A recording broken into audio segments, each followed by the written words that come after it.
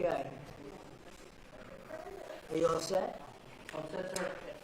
Well, thank you very much. And today I'm thrilled to announce that one of the most respected pharmaceutical companies anywhere in the world, frankly, I know it very well, is Regeneron. And it's agreed to offer their prescription medications at heavily discounted most favored nation prices. In other words, the numbers will come down at levels that nobody's ever seen before. The whole most favored nation thing that we've been able to do with Bobby and Maz and everybody behind me, Marty, has been incredible. It's the biggest price reduction in drugs in history. By itself, we should win the midterms, but it doesn't work that way, unfortunately. You know, it doesn't work that way. People forget too quickly, but we'll have the biggest cut in drug prices in the history of our country by many percentage points. With this announcement, 17 of the world's largest pharmaceutical companies, representing 80% of the branded drug market, have now agreed to sell their drugs to American patients at the lowest prices anywhere in the world. We're going to have the lowest prices in the world. This will result in the largest drop in prescription drug prices in the history of the United States of America. I mean, that should be front page news, but it won't be. It'll be back on page 19, but the people get it. That's why we're in the Oval Office, I guess. I want to thank Regeneron CEO, a friend of mine for a long time, good guy, great guy, CEO Len Schleifer, and Chief Scientific Officer George Yankopoulos, who are two fantastic people in the medical world, very respected. We're also joined by Secretary Robert F. Kennedy Jr., Bobby, thank you. Secretary Howard Lutnick, Administrator of the Centers for Medicare and Medicaid Services, Dr. Mehmet Oz, who's doing a fantastic job. They all are. FDA Commissioner Marty McCary, and Chief Counselor of Health and Human Services, Chris Klump. Thanks, Chris. Great job you're doing, Chris, wherever you may be. Thanks, sir. For decades, Americans have been forced to pay the highest prices in the world for prescription drugs by far. Prices that were many, many times what the rest of the world was paying. Because we had a president that didn't know what they were doing, or they weren't able to get other countries to agree to it. I was able to do that because I used tariffs. I said, if you don't agree to it, we're going to put tariffs on your country. And they said that we would be honored to do it, sir, after telling everybody no, including me. But they agreed to do it. The United States is just 4% of the world's population, and consumers only 13% of all prescription drugs. Yet pharmaceutical companies have been making 75% of their profits from American customers. So think of it. With 4% of the population and doing only 13% of all prescription drugs, the companies make 75% made, I don't know, maybe, hopefully they continue, because actually it's not as bad for them as it sounds. In fact, many of their stocks are up, because actually when the price goes up on the one end, they make up for the price coming down in the United States. So it really worked out pretty good.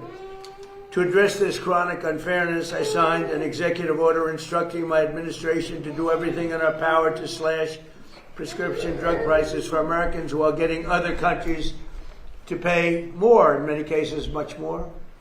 But their other prices doubled, and sometimes they tripled, and ours would go down by 60, 70, 80%, even more.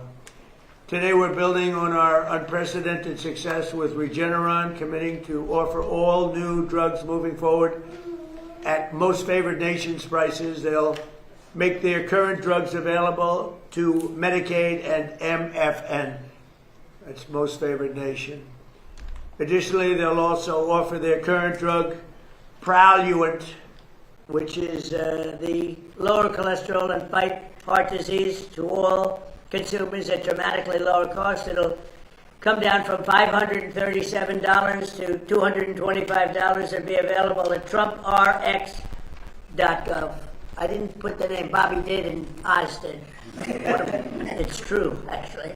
Remember, I came in, I said, what's this? But they said, it'll be better. It'll sell better. Would you help us? So I now have my name on medication. But it's doing great. I hear it's setting records, actually. I was watching the other day. Mark Cuban, of all people, said it's amazing what Trump has done with this. I can't believe when I heard him say that. I was sort of in a state of shock. but others have said it too. This whole thing it's turned out to be hot. So that's TrumpRx.gov.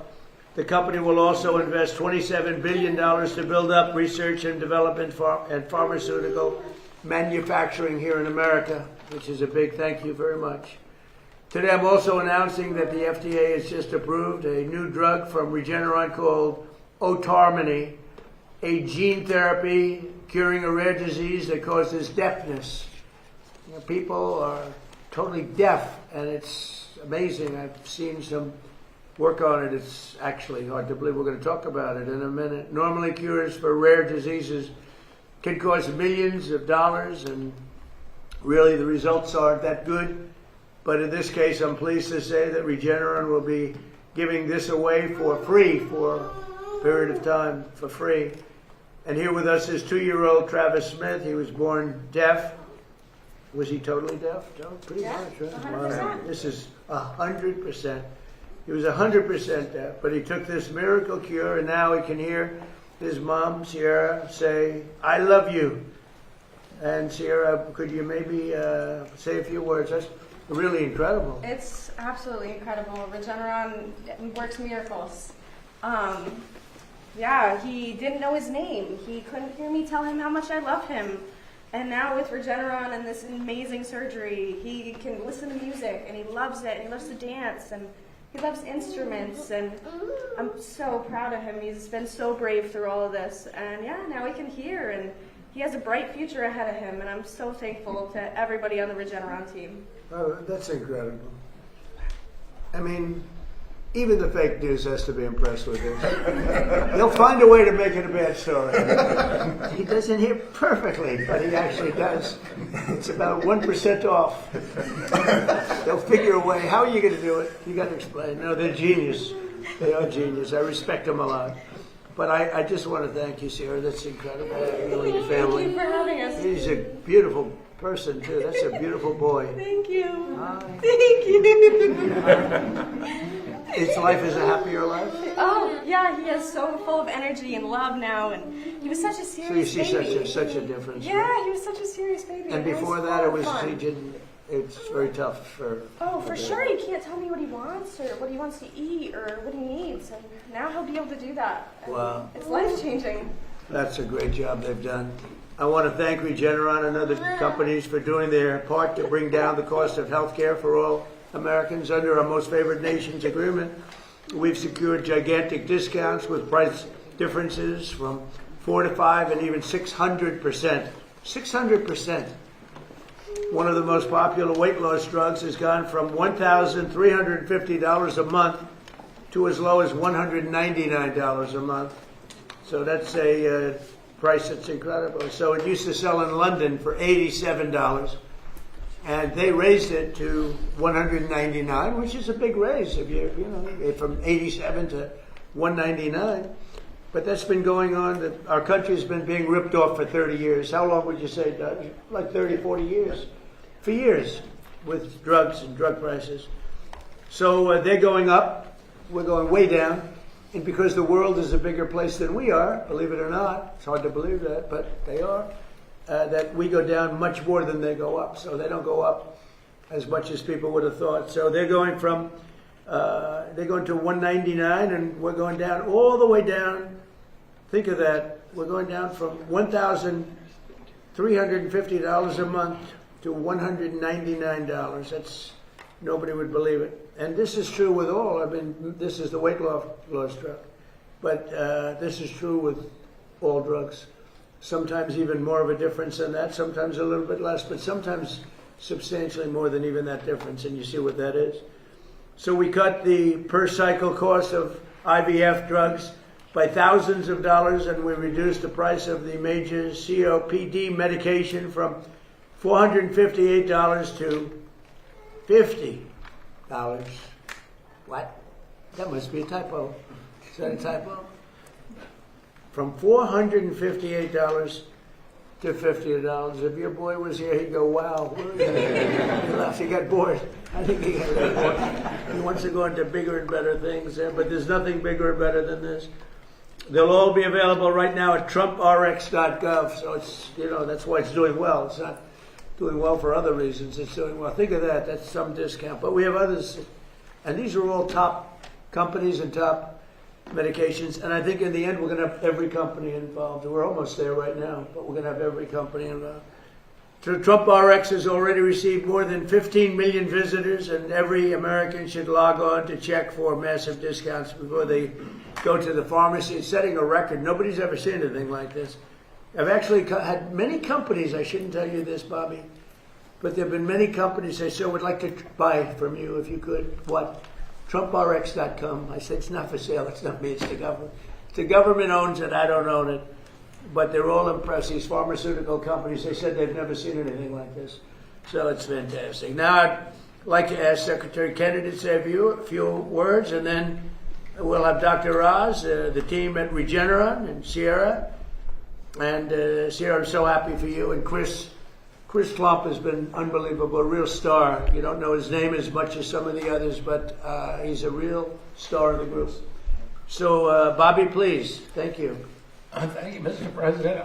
I was reminded when the President was speaking of a conversation that I had yesterday with one of the Democratic senators who was questioning me during a hearing, and she was ridiculing President Trump for his math, and she was saying it's mathematically impossible to have a drug drop by 600% cost, which he had claimed.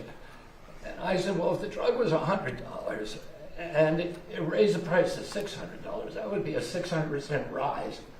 Well, if it drops from 600 to 100, that's a 600% savings. And the President used that mathematical device to illustrate the magnitude of the theft that has been happening against our country and our people. As he said, we have 4.2% of the world's population. We take 13% of the pharmaceutical drug. We spend 80% of the biotechnology research in our country, and we provide 75% of the profits to the pharmaceutical industry.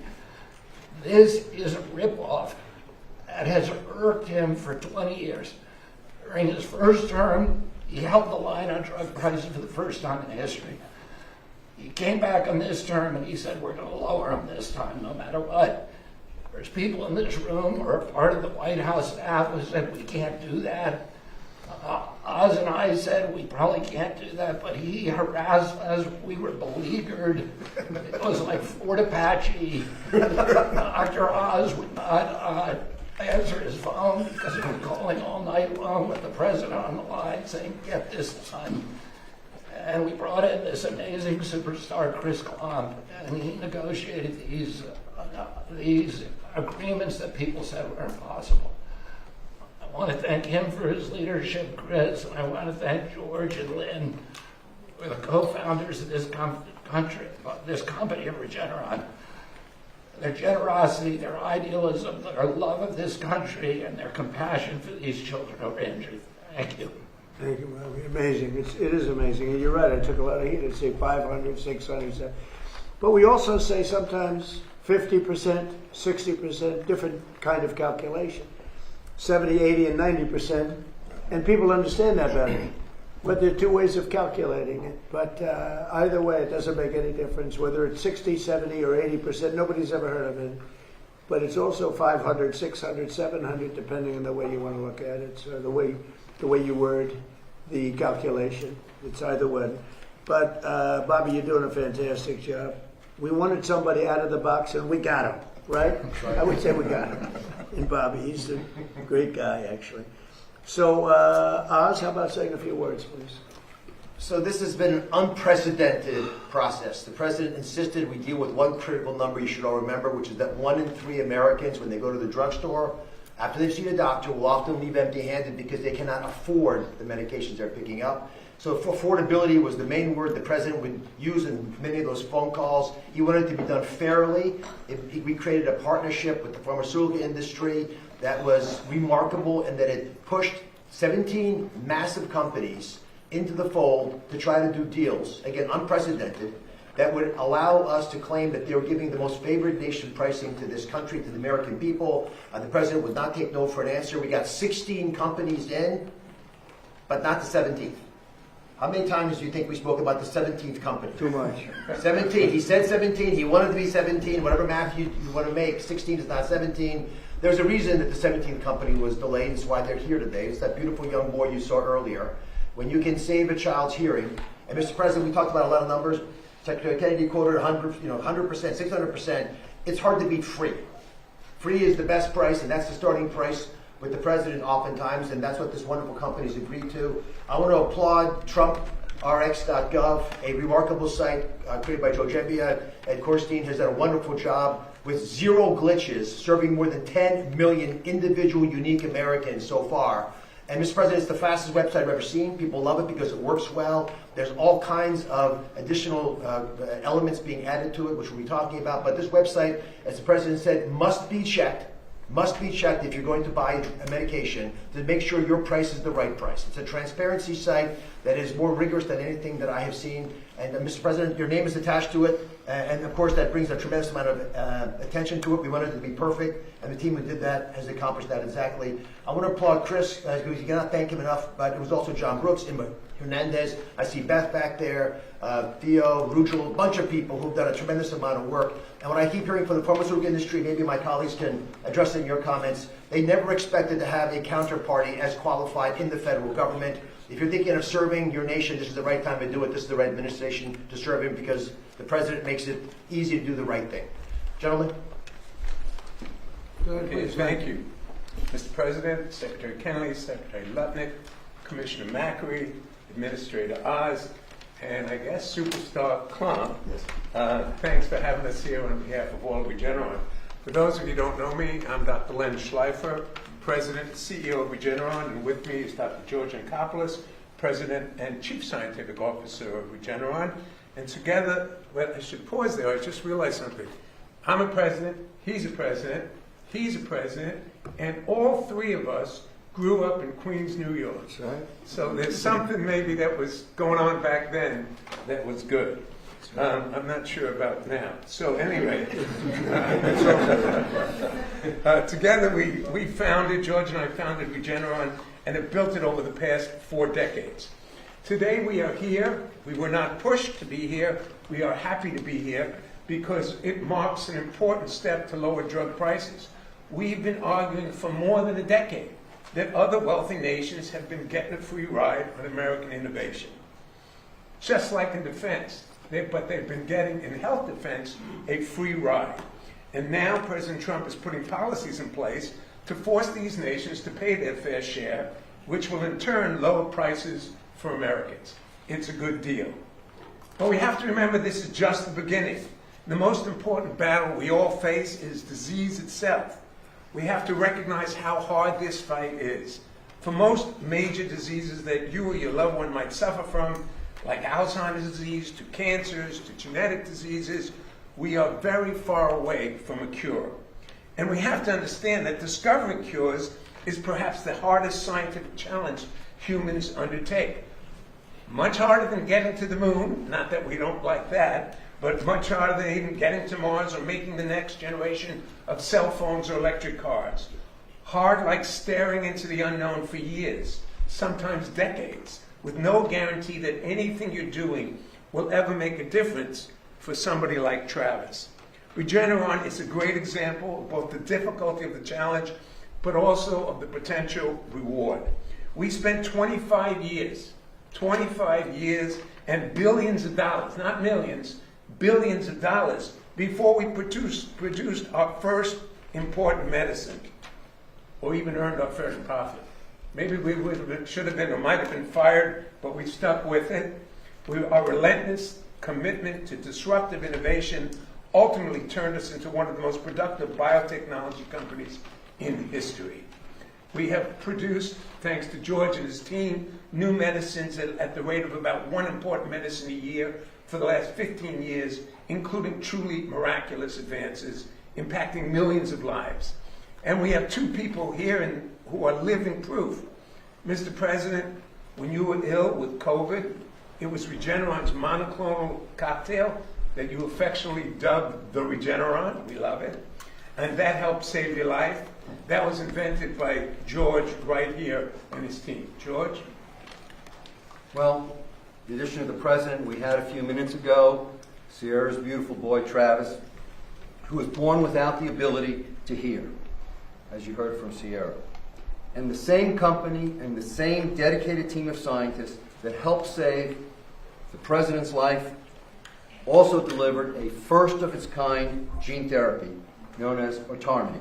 So Travis can now hear his mother, as she told you, tell him that she loves him. Hard to think of a greater gift.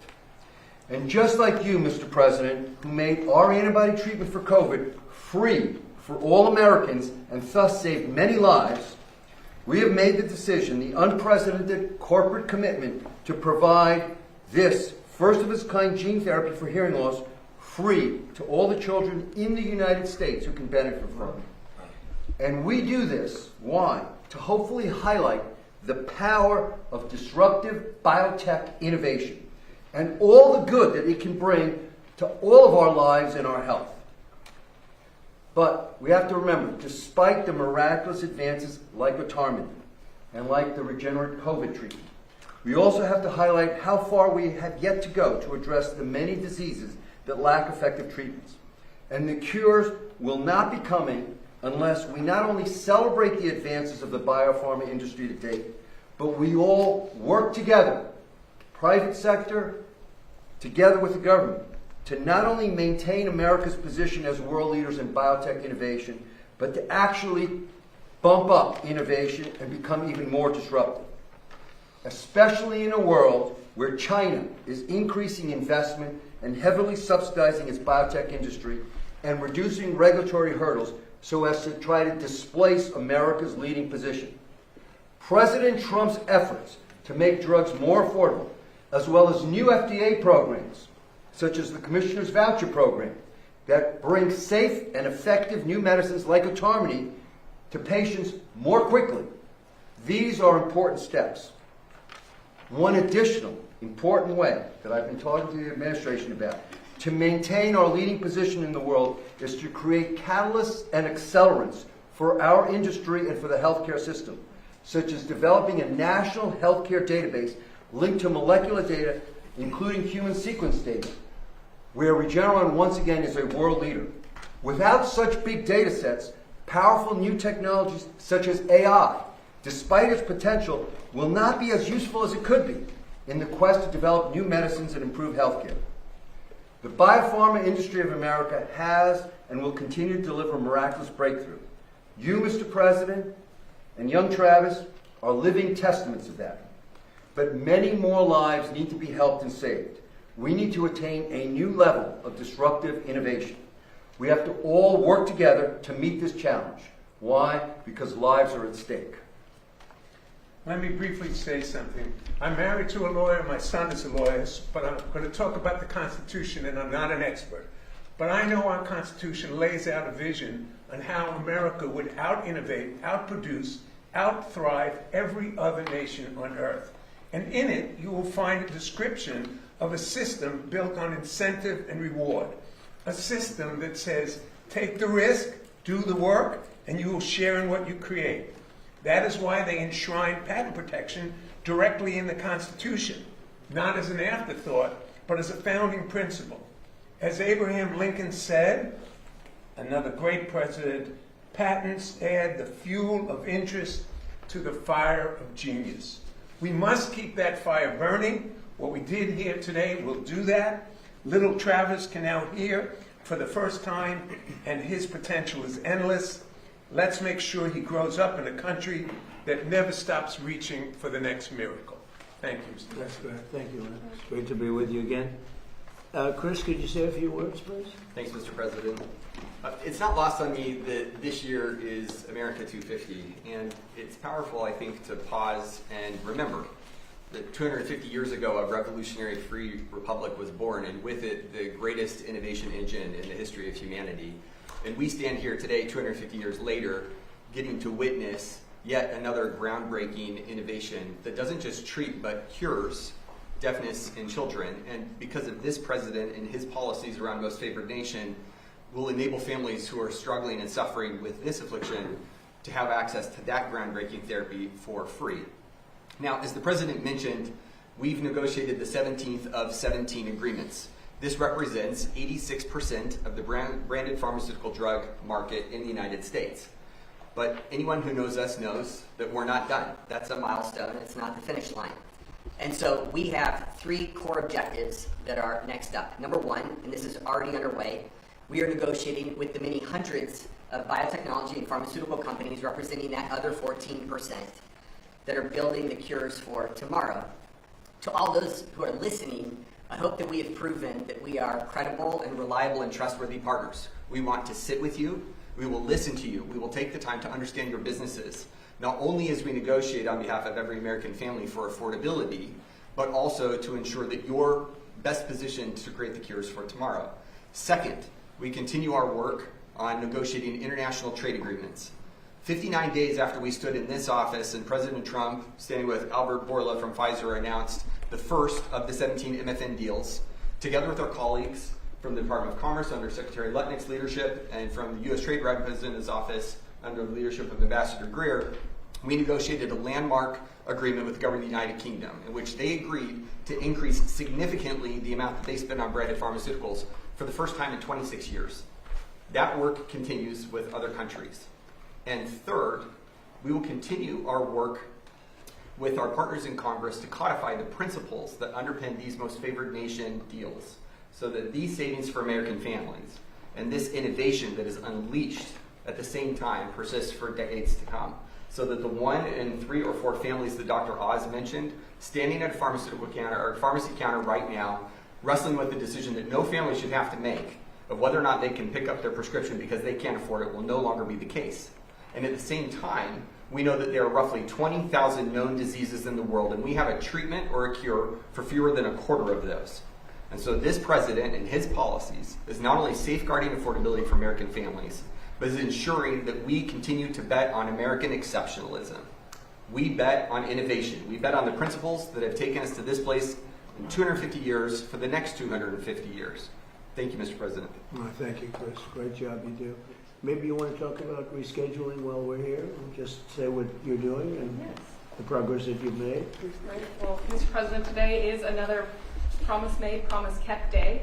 On December 18th, you signed an executive order on increasing medical marijuana and cannabidiol research, and today we delivered on that promise. The Acting Attorney General this morning signed an order that moves into Schedule 3 medical marijuana products that are FDA approved or that are state licensed. This is a giant move forward to implement your promise, and it's actually a campaign promise that you made. You said we're going to move into Schedule 3 to increase the research on these medical products, and just wanted everyone to know that 1, you make promises, you keep them, and 2, what does Schedule 3 mean for state licensed medical marijuana products? We will begin implementation right away of this order. It does not legalize marijuana. It makes it easy for the researchers to actually study and understand medical marijuana, especially in populations that are using it. We know that 1 in 10 seniors right now use medical marijuana in the past year, and they report that it really helps them, but we don't have the science or the understanding to guide the patients and the doctors, and so both patients and doctors are flying blind without knowing how they interact with other medications because the research has been difficult to do. And so your promise today says those state licensed medical marijuana products are now in Schedule 3, and we expect the research to significantly increase so that we can understand how to guide patients and doctors in this effort. And there will be additional actions that will come this summer to do an expedited hearing for the administrative hearing with the Department of Justice for all of marijuana to move into Schedule 3. And the military is very happy about it, and a lot of people suffering from big problems, which this seems to be the best answer. They're very happy about it. So the rescheduling is starting, and that's a big thing, rescheduling. They kept saying, what about the rescheduling? And so, great job, I appreciate it. I want to thank Mr. and Mrs. Howard Kessler. He's one of the most successful men in the world, actually, and he had some medical difficulties, and he came upon this by accident in a way, and he said, wow, he had to go through a lot of different medications, and he said this was the one that was much better than anything else. And so he experienced it. He didn't benefit by it other than from the standpoint that he lives a much better life now. So hopefully you don't need it, but if you do need it, I hear it's I hear it's the best of all the alternatives. But I want to thank Howard Kessler and Michelle Kessler. They really pushed this very hard. These are two people, very straight arrows. They're not into marijuana. They're not into anything. But he found this answer, and he said, he's doing it for other people. And so Howard and Michelle probably, they're watching or they'll be hearing about it. But they worked very hard to get this done. And it's an honor, and you've done fantastically. You all have, and I appreciate it. And man who's doing an excellent job is Howard Lutnick. He's in a little different sphere. He's not in the medical sphere, but he knows what it all means. And from Commerce, he's the Secretary of Commerce. Howard, would you say a few words, please? Sure. So in partnership with Bobby Kennedy and Memonaz and the whole team, when they do Most Favored Nation, we also ask the company to reshore and build their drugs here in America, because too many of our drugs, our key drugs for our health, are being made overseas. And in a conflict, we can't rely upon them. And I'm honored to say that our partners from Regeneron have agreed to reshore their production of pharmaceutical drugs, and this is exactly from your pharmaceutical tariffs. That's the point. So that means $448 billion of drug manufacturing is coming to America because of your tariffs, because of your pharmaceutical strategy. And we are proud to invite Regeneron to do this giant build in America, and all the rest of the pharmaceutical companies. They've committed to build in America because of your tariff policy and your strategy. And because of the tariffs, it's been amazing actually. We have Eli Lilly and Pfizer and all of the companies. We had, I guess, 7 of them here at one time, which was interesting to see, but they actually got along with each other pretty well. They stood right behind me, the biggest companies in the world, and they're all building, Eli Lilly's building, I think, 5 major plants, which without tariffs they would have built none. I said, how many would you build without none? They were all making these products in other countries, a lot of other countries actually, not just China, but a lot of other countries. And I think by the time I leave office, they'll be mostly operating. They have an incentive to do them quickly, big incentive, like the tariffs go up if they don't. And remember, if they do them here, they don't have any tariffs to pay. It's an incredible incentive. And if they don't do them here, they have a very substantial tariff, so they get penalized. And it's bringing countries, not only drug companies, but car companies. AI is a different thing altogether, but even there, but the AI is, we're leading China in AI, we're leading everybody in AI. We're leading now in car companies. They're coming from Canada, they're coming from Mexico, Germany, Japan. They're pouring into our country because we're very smart. Should have been done long ago by other presidents. We were the car capital of the world 50 or 60 years ago, and then they just started taking them away. We were the chip capital of the world, and now, Intel. And now they're coming back. All the chip companies are coming back. You may say a word about that, Howard, real fast, because what we're doing with chips are incredible. And all we're doing is saying at the end of a year and a half, 2 years, if you don't have your chip company, you're going to pay a tremendous tariff to put chips into this country. And they are building, I think we'll have close to 50% of the chip market very soon. Right now we had nothing. We had virtually nothing. And they're coming in from Taiwan. They're coming in mostly from Taiwan because that's where chips are made, but mostly from South Korea, Taiwan, various other countries, but they're coming back to America. We're bringing them all back. It's a revolution. Nobody's ever seen what we've done. There's never been anything like what we've done. We have $18 trillion being invested. That's for 11 months. And the last administration had less than $1 trillion in 4 years. We have, in 11 months, over $18 trillion. Howard, do you want to talk just for a second about the chip market, because it's explosive? Sure. So you've got semiconductors, you've got leading edge logic, you've got high bandwidth memory, and you have foundational chips. And America had a couple of points, 3 or 4% market share, and we are, of course, the biggest demand. And the president gave the order, let's get these factories, these fabs built in America. And our expectation is we will have $1 trillion of these fabs. These are factories. This is not the hyperscalers buying chips. This is literally the making of the chips, right? We had Micron, $200 billion, TSMC, $165 billion. The list goes on and on. You negotiated a great deal with Taiwan, $500 billion coming to America. will have $1 trillion of semiconductors. That's part of his 18 trillion, but it's foundational for us to take care of ourselves. Well, thank you very much. Now, we'll go off subject for a minute, but I think it's very interesting, and I hope you go over and take a look because it's happening right now as we speak. But first, if you look outside, so we had flooring outside, we had slate, and it was coming to pieces. It's been there since the early 1940s, and it's a path to the Oval Office. It's a path to the West Wing, and it was terrible. It was broken, bad shape. The whole White House has been in bad shape. It's right now in better shape than it is. I think the day they built it, this is better right now. But we're putting magnificent new granite. It's called charcoal. It's black granite against the white, beautiful white walls.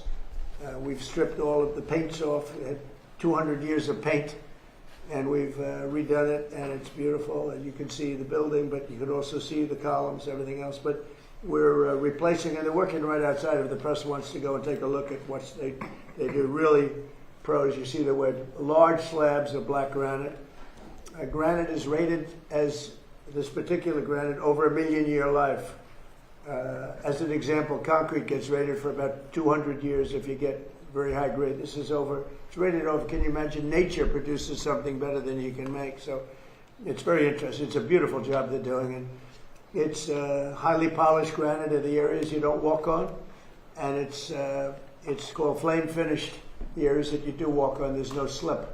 So it's a beautiful job, and it's going up nice. And if you want to take a look outside the window, so that's replacing a stone that was here from the early 1940s, a little before that. And you'll see the ramp, too. We're keeping the ramp. That was for FDR. He needed a ramp, as some people would know. And in his honor, we're leaving it. I wanted to leave it. It means something.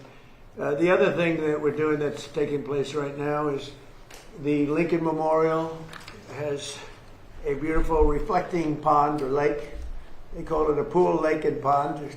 Everything is different, but the word reflecting is a good term. It was built in 1922, and it was built out of granite and various stones on the bottom, and it never looked great because that's not really meant to be a stone that's underwater for that much of a period of time.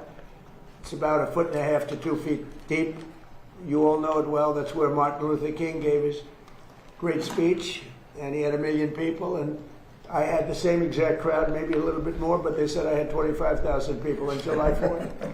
I have pictures of Martin Luther King's crowd, my crowd, it's the exact same everything, but it was 70 years difference. The exact same crowd, but I actually had more people, but that's okay. They gave him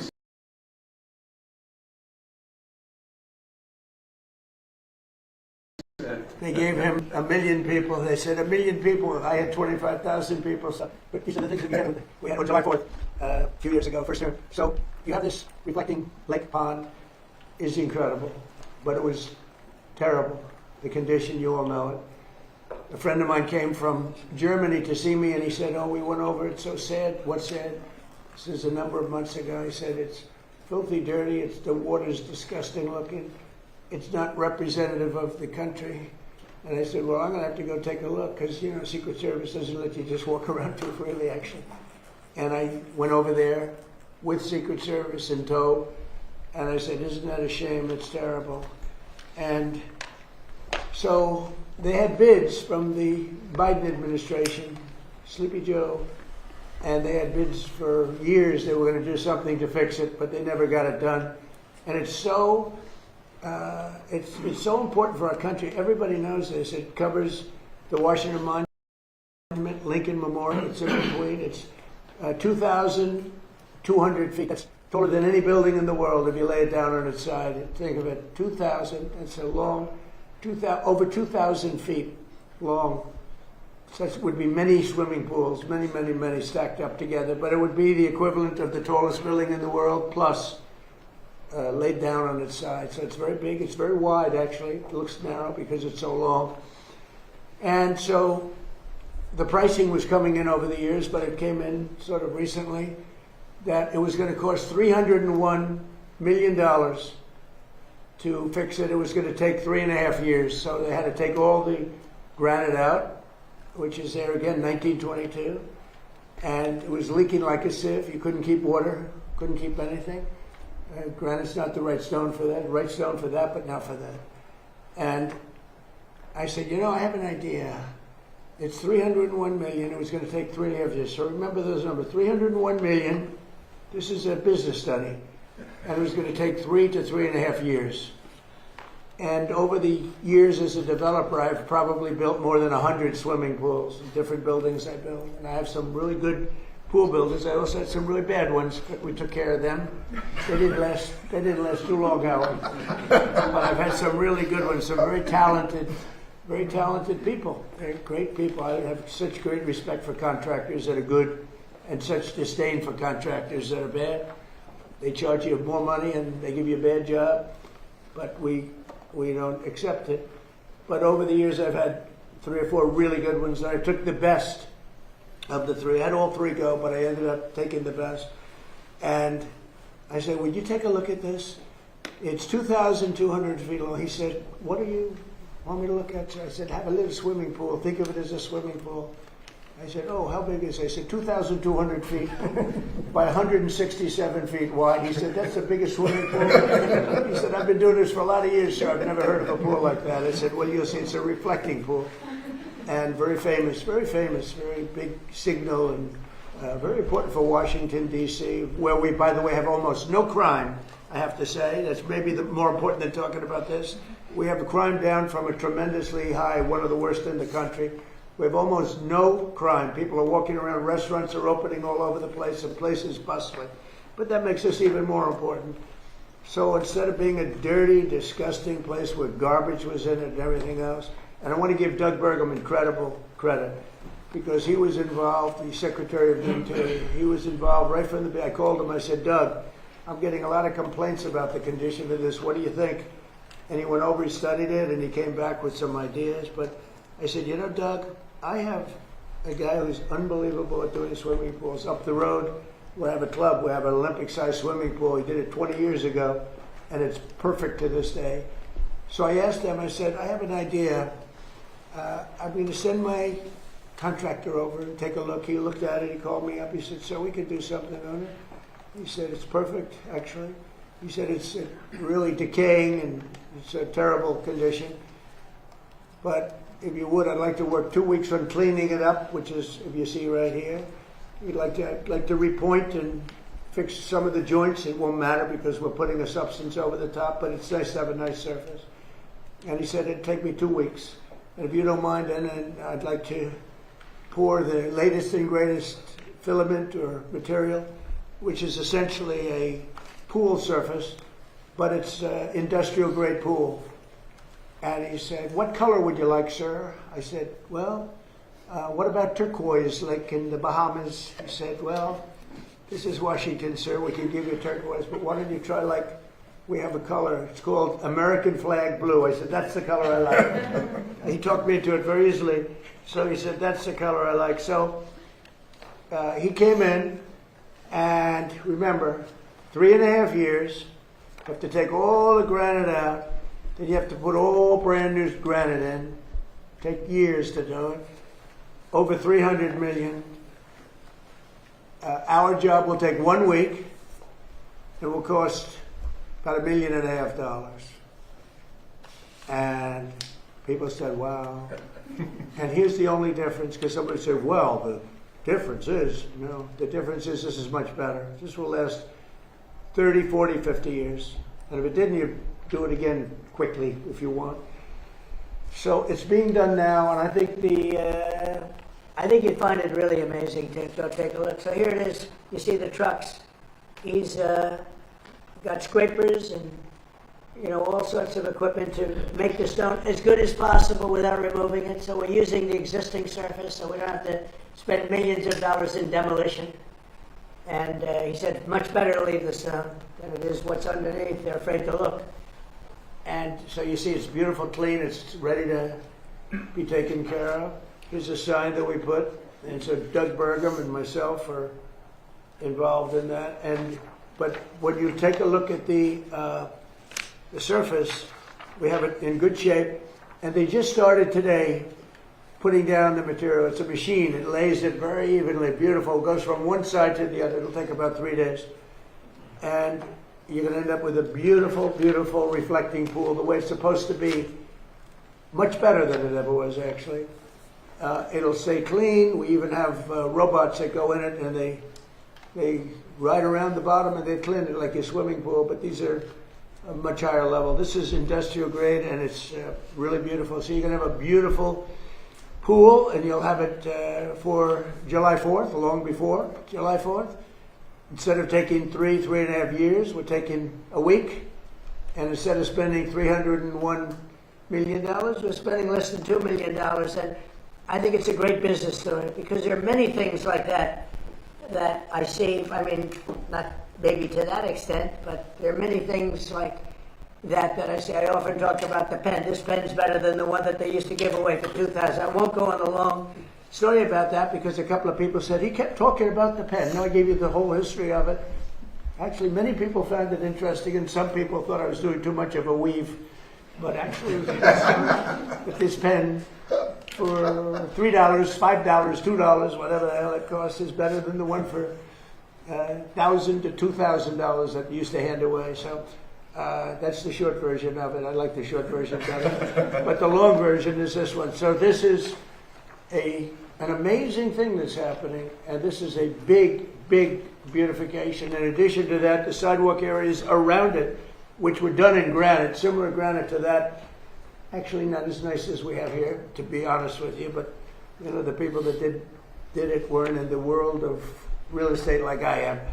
But they have good granite, circling it, and we're going to repoint it, meaning we're going to caulk it up and repoint it, make it good. And we're going to also sandblast it. It'll be like brand new.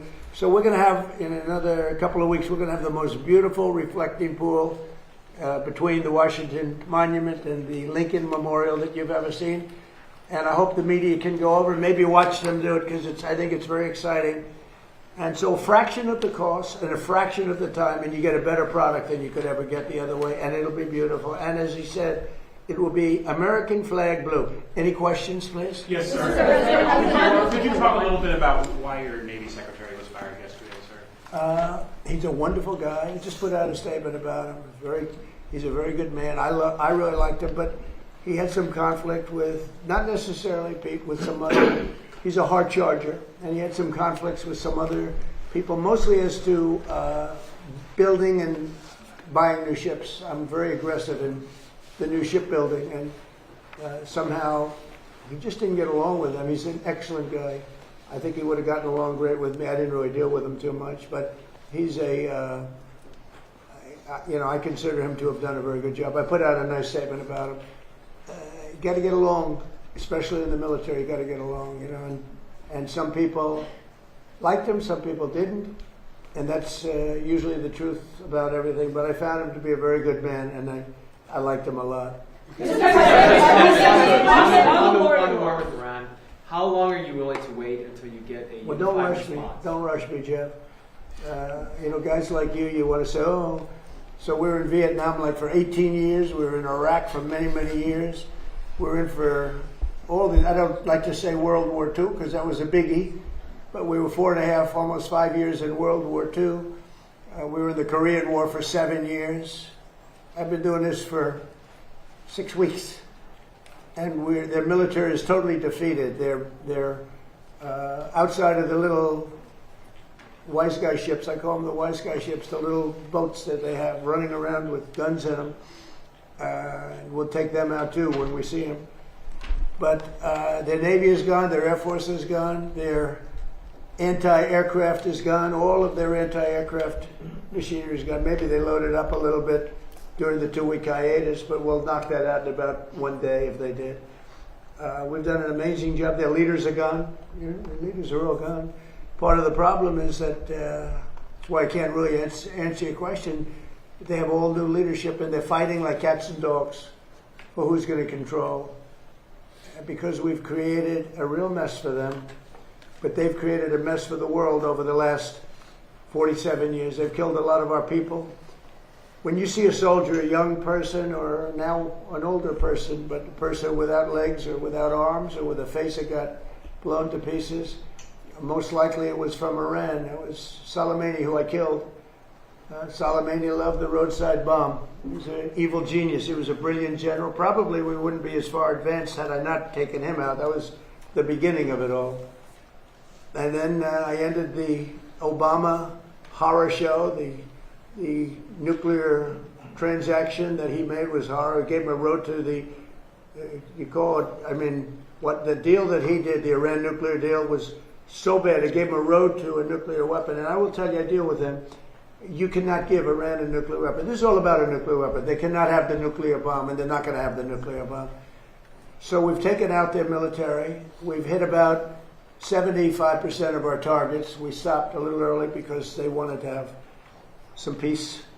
And we have a blockade that's 100% effective. And they're getting no business. And as you know, they're not doing well economically, financially. They're not doing any business because of the blockade. They want to make a deal. We have been speaking to them, but they don't even know who's leading the country. They're in turmoil. They're in turmoil. So we thought we'd give them a little chance to get some of their turmoil resolved. But, you know, and I hope the fake news, people like you, I hope the fake news are going to be able to write about it accurately, because when you say, oh, they're fighting very well, they're not fighting well. They've been obliterated, Jeff, obliterated. 159 ships are in the Navy. You know how many ships are at the bottom of the sea, Jeff? 159. So, you know, and if you read the New York Times, the failing New York Times, subscriptions are way down, as you know. That's because people don't believe this stuff anymore. If you watch CNN, you'd think that they're doing well in the war. They're not doing well. They're getting absolutely decimated. Now, with all of that being said, we'll see what happens. You have a lot of, we have no pressure. It's only guys like you with a question like that about what's your time. We've been doing it for 5.5 weeks. But sir, it's actually 8 weeks that the U.S. now has been involved with Iran. You had initially said it would be 4 to 6 weeks. Well, I hope that, but I also took a little break. I gave them a break. And remember this, I want to make the best deal. I could make a deal right now. Do you know that if I left right now, we had a tremendous success. It would take them 20 years to rebuild, but I don't want to do that. I want to have it everlasting. I want to have it where they never have a chance to get it. I mean, the way you asked that question, yeah, I did say it. I thought it would take 4 to 6 weeks, and I was right. Because at the end of 6 weeks, at the end of 4 weeks, their military was decimated. So are you saying? But now what I'm doing, I can't tell you that. I don't want to put that kind of a timetable on it, but it'll go pretty quickly. And we'll have the strait opened up. Now, right now, we have it closed. We have total control of the strait. And the fact that it's closed, you know, they would have opened it up 3 days ago. They came to us and they said, we will agree to open the strait. And all my people were happy. Everybody was happy except me. I said, wait a minute, if we open the strait, that means they're going to make $500 million a day. I don't want them to make $500 million a day until they settle this thing. So I'm the one that kept it closed. We have total control of it. And it'll open when they make a deal or something else happens that's very positive. Well, what do you what do you say to the American people who question how much longer this will take? Obviously, you know that they are having. You're such a disgrace. Did you hear what I just said? Vietnam. How many years was Vietnam? I understand, sir. But how many years was Vietnam? Well, I did my. I took the country out militarily in the first 4 weeks. I took it out militarily. Now what we're doing is sitting back and seeing what deal. And if they don't want to make a deal, then I'll finish it up militarily with the other 25% of the targets. We've hit 78% of the targets that we've wanted to hit. We've knocked out their manufacturing. We've knocked out their missile production. We've knocked out their drone production. We've knocked out everything. In some cases, when I say knocked it out, 70, 80, 90%. It's amazing what we've done. So I've done that within that period of time that I mentioned, but I don't want to rush myself, you know, because every story says, oh, Trump is under time pressure. I'm not, no. You know who's under time pressure? They are. Because if they don't get their oil moving, their whole oil infrastructure is going to explode. You know what that means? Because they have no place to store it. And because they have no place to store it, if they have to stop it, something happens that only Len can explain. Something happens underground that essentially renders it in very poor shape, and you never recover fully. You can recover 50, 60%, but you can never have it like it is right now. And they have a matter of days before that event takes place. So I'm not under any pressure whatsoever. We've never had so much ammunition. Our ships are loaded. I call them locked and loaded. They're locked and loaded. They're ready to go. We have much higher quality equipment than we did when we first started the war, and or the military operation, whatever you want to call it. And they're coming to us. The problem they have is they are very disorganized right now. Well, now yesterday, and I was very pleased with this, 8 young women were going to be executed yesterday afternoon at 6 o'clock. And I asked them, call it a favor or call it just a moral request that they not be executed. And they came back with an answer that they won't be executed. They're going to release, it was protesting. 8 beautiful young women.